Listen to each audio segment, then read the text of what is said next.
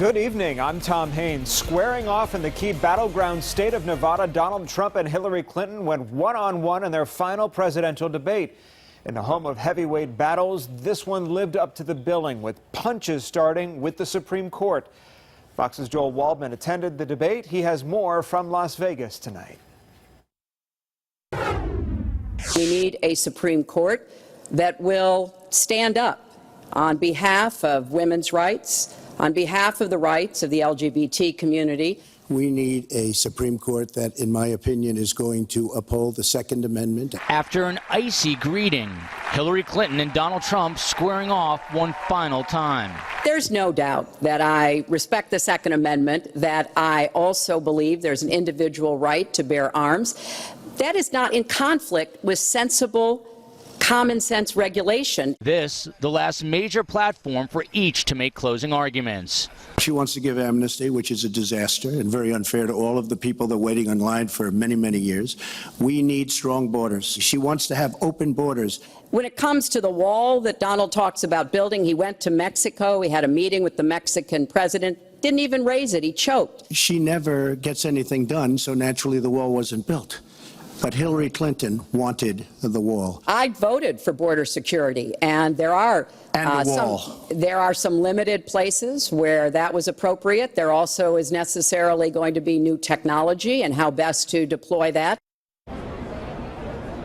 Now, Tom, some people billed this as Fight Night in Las Vegas, and it really kind of lived up to the billing. There were some other salient moments throughout this debate. One, which Twitter really picked up on heavily, and social media in general, was when Donald Trump referred to illegal immigrants as some bad hombres, saying that there's some bad hombres in the United States. That got a glance and a second glance from a lot of people inside the media filing center. And then Hillary Clinton said she was not going to add a penny to the debt. There were some sighs at that point. And then finally, about the Clinton Foundation, Donald Trump took a real hard shot at her, calling it a criminal enterprise, to which she rebuked that comment very strongly, trying to say that it was actually, and continues to be, a very worldly and giving organization, one that does a lot of good. So clearly a lot of back and forth here between both candidates. And once again,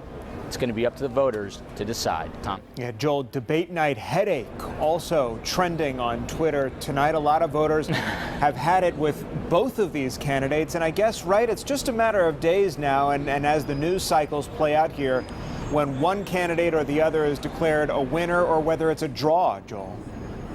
Yeah, absolutely. One thing that's interesting is I got a chance to listen to Robbie Mook, who is, one of her top advisors, Hillary Clinton's top advisors, and he was saying, interestingly, that they're expecting record voter turnout for this. But obviously, he's trying to play that up. A lot of people feel that because of the tension and the fighting back and forth between these two campaigns and these two camps, that it is actually depressing the voter. And in fact, voter turnout could be a lot lower than people expect, and that would clearly play into Donald Trump's hands, Tom. We've seen some heavy turnout so far here in Georgia. Joel Waldman live for us in Las Vegas, Nevada tonight. Joel, as always, thanks so much. Debate night brought people from both political parties together in Atlanta. Democrats and Republicans gathered under one roof for a debate watch party. And Fox 5's Natalie Pozzo attended the debate and the watch party there. She spoke with supporters of each of the candidates, and she joins us now live in Buckhead. Natalie, what do they have to tell you there tonight? Well, Tom, it's unusual to see both Democrats and Republicans under one roof watching these debates. Usually they hold their own watch parties in different locations. But tonight, two organizations came together here at the Ivy in Buckhead, and leaders of the Young Republicans of Atlanta, along with the Young Democrats of Atlanta, tell me it's not about tearing each other apart, but coming together and working together for our country. Democratic presidential nominee Hillary Clinton and Republican nominee Donald Trump go head-to-head for the third and final debate. I agree with him on certain trade issues. I agree with him on somewhat of immigration. His rhetoric is a little aggressive, but we still need to figure out the solution. The biggest issue is really what she just spoke about, Roe versus Wade. I do not believe that the government should have the right to overturn my decision as far as what I do with my ovaries and my body. Atlanta Young Democrats and Republicans gathered under one roof to watch the debate. Despite their different views, leaders of the organization say it's about the importance of the young vote. Work together and encourage people to seek out positive relationships with people they may not agree with in politics instead of trying to tear each other down. And we think that young people can really lead the way in that and are doing it right here in Atlanta. I believe in local policies before I do anything, because anything that affects my daily living is what I want to go for. So when we come together and just promote voting first. Heading into the debate, a Fox News poll showed Clinton holding a 6-point lead over her Republican rival. Both campaigns are dealing with controversies heading into the debate, but supporters for both sides say